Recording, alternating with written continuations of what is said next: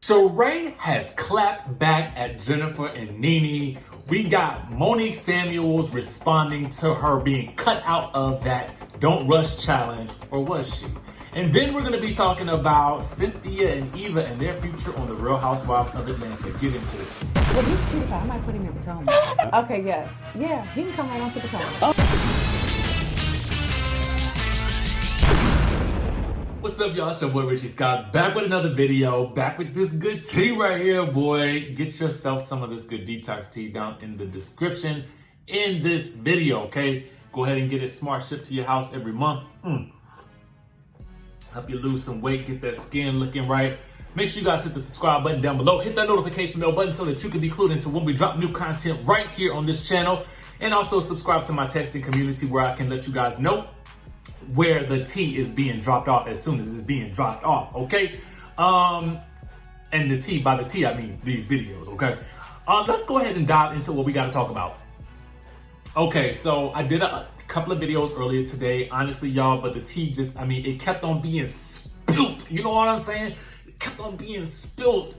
And so I had to go ahead and give you guys another video. You know what I'm saying? So SHEREE, as you guys may know, we're going to go ahead and kick things off with what's going on with her, Nene, and Jennifer Williams.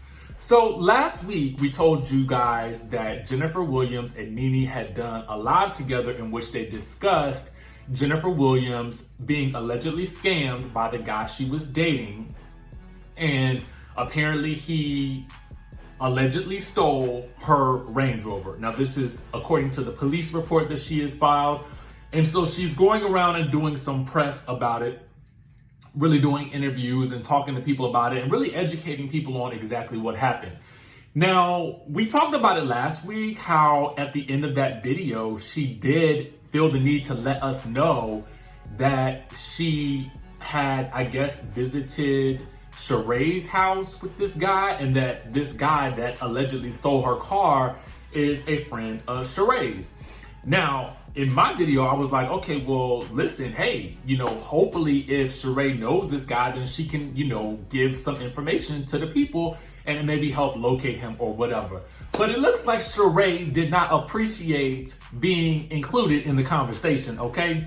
Because she took to her good old Instagram and she wrote this, and she tagged the two of them. She says, in the caption of the post, now the post, let me read you guys the post first. The post says, it's a reach. Hashtag my name all in your mouth. Hashtag how do it taste. Hashtag messy. Hashtag guess you need more content.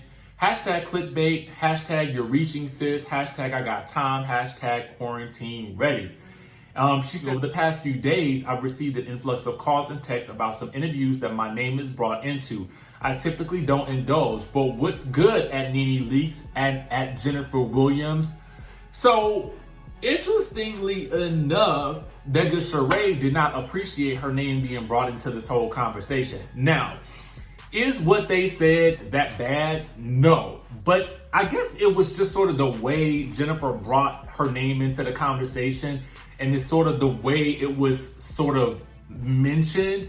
It was kind of strange, almost like, well, why do we need to know that bit of information? Because I'm sure many people in Atlanta might know this man, but because she was so pointed about mentioning SHEREE's name, you know, it definitely piqued our interest over here. Like, well, what's going on? What's happening right here with this whole situation? So SHEREE did not really respond to that, but she did respond to the fact that they mentioned her name in the interview. Now, my next question is going to be whether or not Jennifer or Nene will respond, because as I go through these messages right now, I don't see no response from either one of them. But I do know that other sites have definitely picked this story up with her doing the clapback. So it won't be long before it gets over into the hands of that good Miss Leakes and that good Miss Jennifer Williams, but we'll have to wait and see what they have to say. Let me know your thoughts about this whole situation down in the comment section below. I know many of you guys had a lot to say about SHEREE's name being mentioned into it, and you have some people who are commenting on her post saying that they didn't really say anything bad about her. But let me know what you guys think about it in the comment section below. Next, we need to talk about this whole situation with Monique Samuels basically giving us an update on that Don't Rush challenge. Now, last week we told you guys about how the Real Housewives of Potomac ladies had gotten together to do a Don't Rush challenge, okay? They basically did the challenge. Giselle had posted it on her page. I think Robin had posted it. All the ladies were included except Monique. So when I saw it, I was like wondering, well, why didn't they include Monique? And I didn't even think to like reach out to her to ask her, you know, why wouldn't they do that? I kind of just saw it and thought it was maybe some shade being thrown, and that was it. Well, come to find out, there's more to the story. So apparently, they reposted the Don't Rush Challenge video this past Sunday because they were basically telling fans not to worry. You know, everybody's a little sad, but don't rush the process. Real Housewives of Potomac will be coming soon. And then several of them posted in the caption of their video, no need to ask questions. Everyone was asked to participate in this video, okay? So Monique took to her Twitter to sort of explain this to everybody. And so this is really what happened. She says, FYI, I wasn't excluded from the Real Housewives of Potomac video. At first I was down to do it, but between 3 little kids, business projects I'm working on, etc., it was hard to find the energy to do the videos required. Also, I couldn't get down with the fakery. They ghosted me last year. Now we chummy? I mean, and I told you guys at that time, I was like, well, at least this is what I thought in my head. I probably didn't vocalize it until just now. But I was like, I kind of wish she had done it because I felt like it would have shown a little bit of solidarity with the rest of the cast. But then I was like, I get it. I mean, you know, if she felt like, you know, these people haven't been, you know, having her back or having her side, or, you know, just kind of trying to ice her out, as we've heard about them trying to do in the media, then why would she want to participate with that? You know what I'm saying? And, you know, I can't necessarily say I blame her, but let me know what you guys think about it down in the comment section below. Never thought that a Don't Rush challenge would cause so much drama and chaos. Let's move on to Cynthia and Eva, okay? Because we've been hearing this, that good Tasha K did mention it in her video as well. So she had already sort of mentioned this whole situation on one of her videos and basically told us that they would either be getting fired or demoted, I think it might have just been demoted, okay? So now Media Takeout has picked up on this story with their own sort of version of it, and here's what they have to say.